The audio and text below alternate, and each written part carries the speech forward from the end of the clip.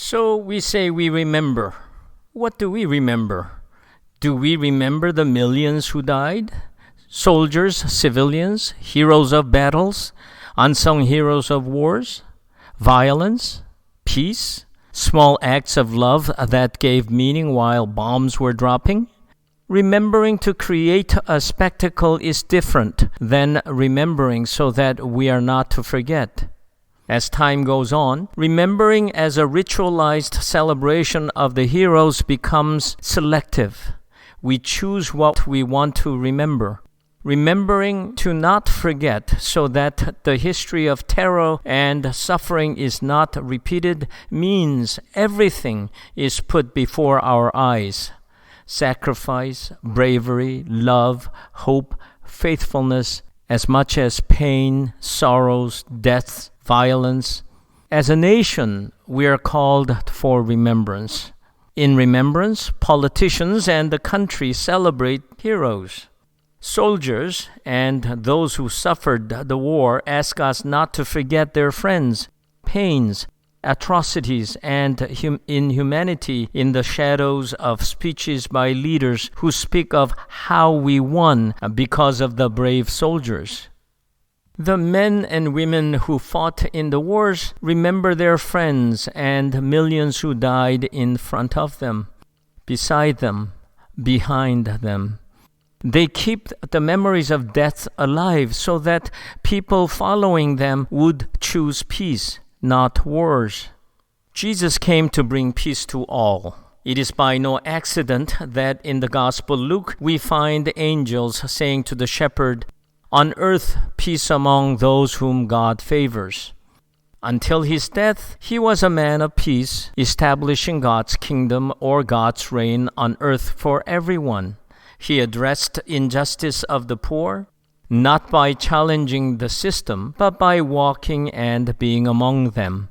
He tended to the sick to bring relief to enjoy God's peace. Yet his preaching and ministry always put him in conflict against those who were in power. Peace was what he brought. Wars from the powerful were what he had to face. This morning's passage outlines Jesus' understanding of the struggle.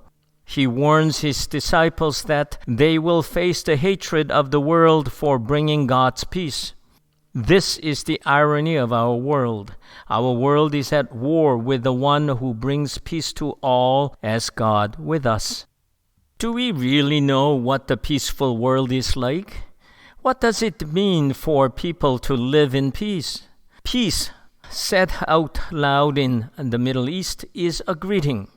Greeting a friend or a stranger this way is to communicate one's intention to come in peace and is not bringing harm to another.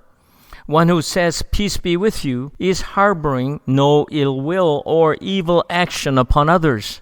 By saying so, one blesses with God's presence. After all, for those who live under God's reign, knows that peace is found where God is. Peace, as given through Christ, is a state of calm, filled with restfulness. As we have discussed a few weeks ago when we were meditating on Psalm 23, peace is enjoyed when we fully trust our shepherd and follow him as he leads us to the place of plentiful food and quiet rest. In this peace, there is no hustle and bustle of people trying to outdo one another, keep up with the next door, nor hoarding of wealth just for me and my family. In peace, power is returned to God. People enjoy God and love one another and all God's creation. It appears, however, given sufficient time, the people of God tend to go after other gods.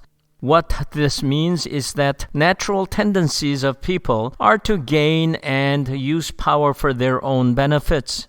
They compete against God to hold on to the power at all cost. Their desire is to grow and keep their powers by taking powers from others. Instead of being good stewards by sharing powers entrusted to them, they use and wield powers in ways to enslave others under them. Wars and violence continue to be means by which they are able to build their own powers by snatching them from those who are weaker. They use fear to grow stronger. Jesus knew how the power of this world contended against the power of God. Paul knew how the principalities and powers were aligned against Christians. Christians throughout history have struggled against being seduced by powermongers. They did so not by accumulating power, but by returning power to God and to others. In other words, Christians of any worth responded with love whenever fear is used as a weapon. While the powerful used the law favoring their own causes and forces to dominate and threaten the poor, the sick, the weak, the meek, the lost, and the marginalized, Christians share love by empowering and restoring power to them.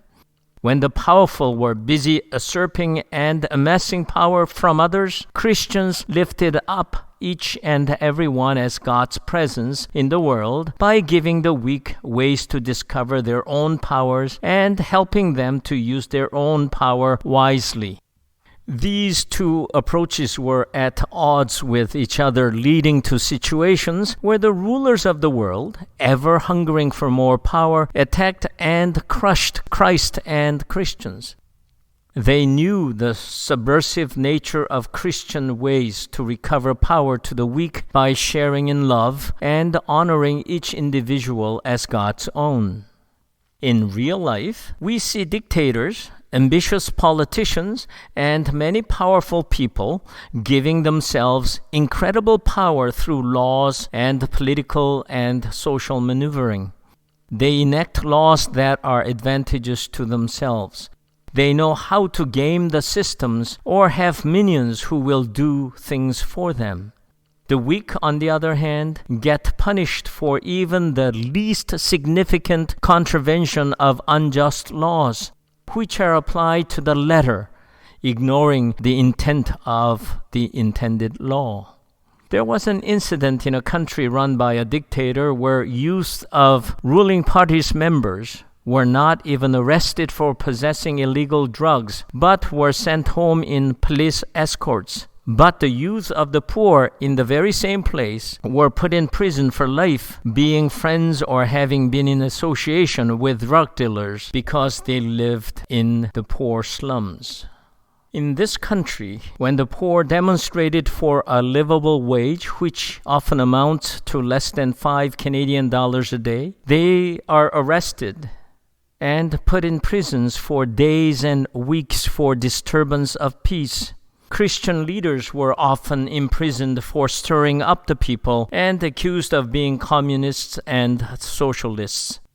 One thing to be mindful is that Christian leaders and Christians themselves have not always been on the side of the weak and the poor. Often the churches and their leaders were supportive of the people in power and became part of the power structures. In this way, Christians became part of the problems against the weak and the poor while being protected by the powerful. In these cases, Christians were not persecuted or were at odds with their powerful allies. But for those Christians who have followed Christ in manners that embodied God's love, like Jesus, they were among the poor and weak, sharing life fully. Loving others this way was always subversive and dangerous to the powers that be.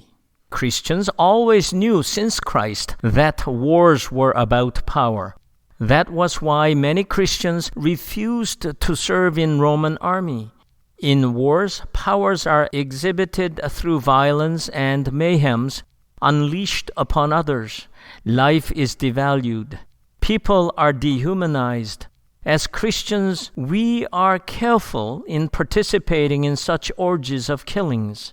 We do so only when we are certain that evil that is being unleashed must be confronted. We have learned long ago that loving others is not neutral. It has consequences, sometimes mortal consequences, for those who love so unconditionally. Love is our only and true response to life-destroying activities in the world. For those who are concerned only on gaining greater power at all costs, even at the expense of vibrant lives, love is the final barrier that stands between them and more power which they crave. Their attacks, therefore, on those who love are in full force. This is why Jesus warned his people about the impending persecutions. Those who do not waver in loving will get the full brunt of the violence and destruction. Yet, love builds up. Through love, the weak and the poor are able to find strength to build life. Not just any life, but meaningful life. Those who are powerful or who have power eventually wane as others rise to take powers away from them. They are left in shambles as they lose to the new and more powerful people. Unlike love, the worldly powers are simply passed on, leaving greater destruction behind. So Christians stand against power and principalities, not with power and might, but with love.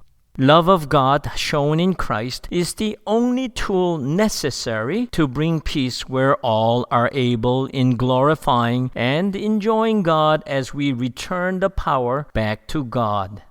In John 15, Jesus' warning of persecution comes after Jesus' meditation on love.